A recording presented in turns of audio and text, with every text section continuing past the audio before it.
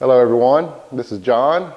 Today I'm back in the shop repairing a Dodge Challenger rear bumper. I've got a nice crack here.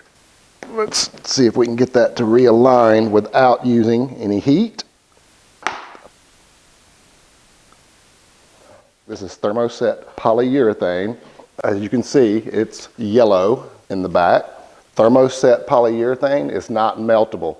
So I'll be using the airless welder and a thermoplastic polyurethane welding rod.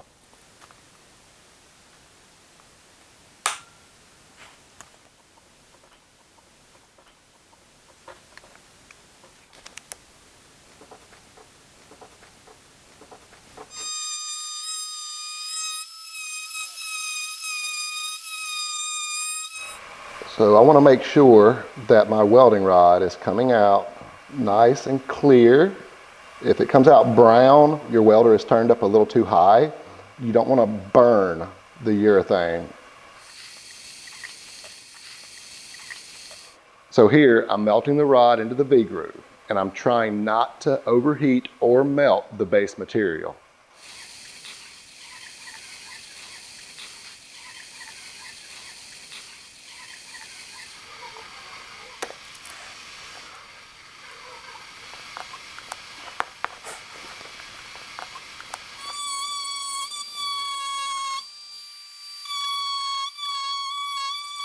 I V-grooved into my existing weld a little bit to make sure that there's no void from my stopping and starting point right here. And I also made sure I made a deep enough V-groove along this edge so that I can lay the welding rod flush.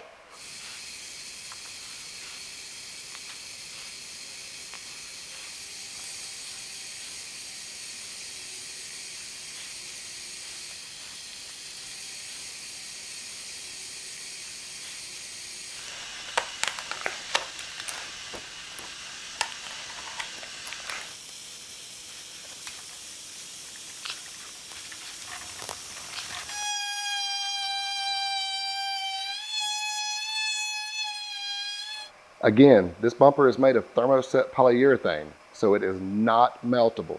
You cannot use a nitrogen welder to repair thermoset polyurethane. Use the airless welder to melt the welding rod onto the surface, and do not try to melt the base material. That is one of the most common errors technicians make when repairing polyurethane. Think of it like a braze repair or a hot melt glue repair. Melt the rod onto the surface without overheating the base material.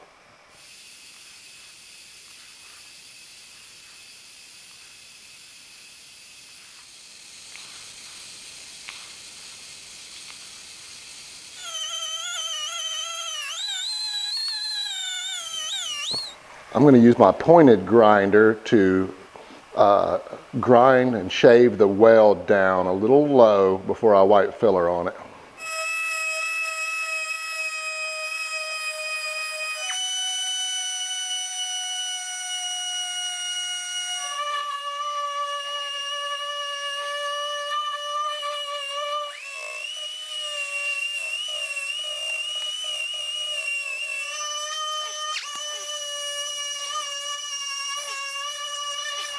Okay, now we've got this part prepped and ready for filler.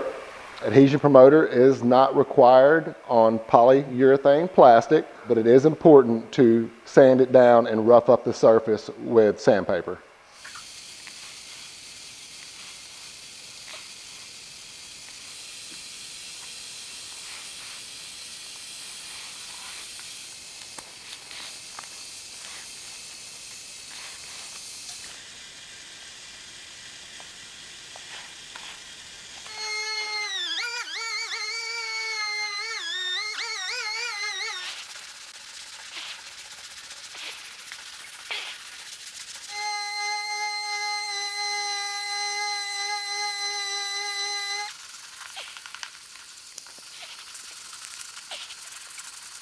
This repair could not have turned out any better than this.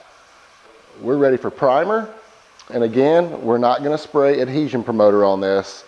Polyurethane does not require an adhesion promoter.